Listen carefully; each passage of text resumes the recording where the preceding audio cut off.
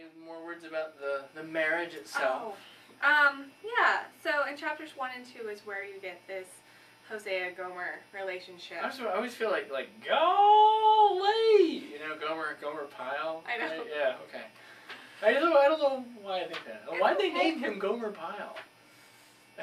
That's an awful name to give somebody. It really is. Like, all I can think is really crass jokes that are not appropriate for video. We'll talk later about our theories. So go on. I'm Okay. sorry. I distracted. So in chapters 1 and 2, you have Hosea being commanded to take Gomer as his wife, and you get the naming of the children, and you get like this pattern that's going to be played out of faithlessness and turning away, and then kind of God using destruction and isolation as a tool to get Israel to come back. Mm-hmm. Yeah. And it works. And it ends with like with Gomer realizing that she was much happier and healthier with Hosea, and that Hosea has been the one that was blessing her throughout this whole process, even in the midst of being isolated.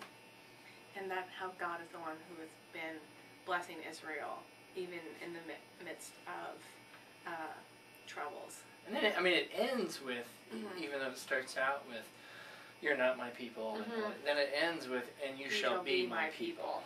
Yeah. So it sort of again goes down to then come back up. It's dramatic. Yeah, it is. It's nice. Yeah. I'll do 4. In chapter 4, we hear one of these kind of key themes, and this is something that I think existentially we all know about, is that it's easy, what would I say, like after 9/11, our churches were filled. I experienced that. Many people were shaken, and they felt like going to a place of worship. And then, as the memory began to fade, and the pain began to fade, the numbers ebbed again. When times are hard, people tend to look to the Holy One. Yes. And when times are easy, it's like, oh, I just don't feel like going. In chapter 4, this is this sense of that's the difficulty of wealth and good times. It's great to have material blessing, I suppose. Yeah. Except there's an eroding quality. He says in 4:7, the more they increased, the more they sinned against me. And then they kind of go down to name all of this. Yeah. And this sense of rather than growing thankful and doing more for the rest of the people, the more money that these folks got, the more they kept. Yeah. It was like more inwardly turning. And the more inwardly turned they became.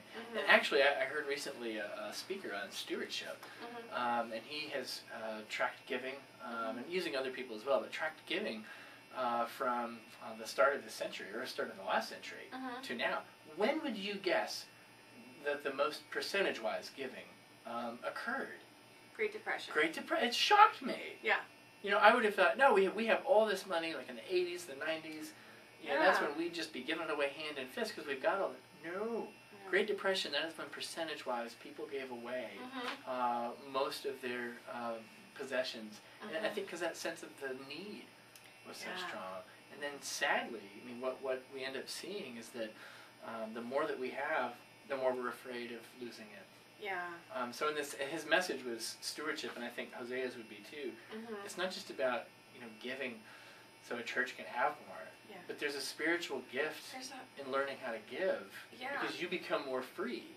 And I think that's why the issue of finances recurs pretty frequently throughout the Bible, and it's the same message. Yes. It's very consistent, and I think it speaks to that heart of you can't let your money own you. Right. And it's not really ours to begin with. Right. It's always the foundational message. Right. It's been given as a gift.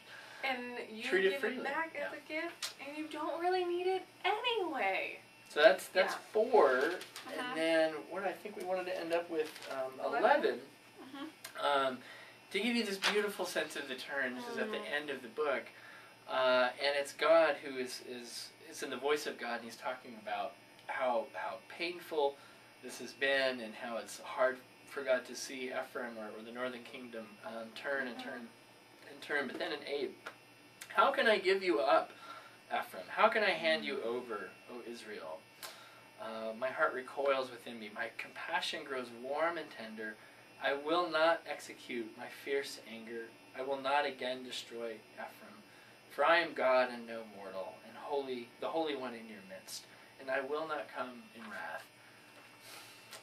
That's just, Hosea has this sense of that honest prophetic word that calls us to account, but not to be mean and not to be hurtful, but then to come around and have that sense of grace.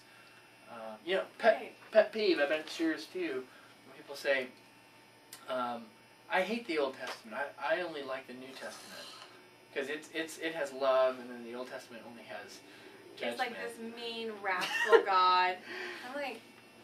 And the New Testament has judgment and grace. Yeah. The Old Testament has judgment and grace. And this is one of those times where we see both of them. In one book, you see both of them bookended so well together. So nicely. Yeah.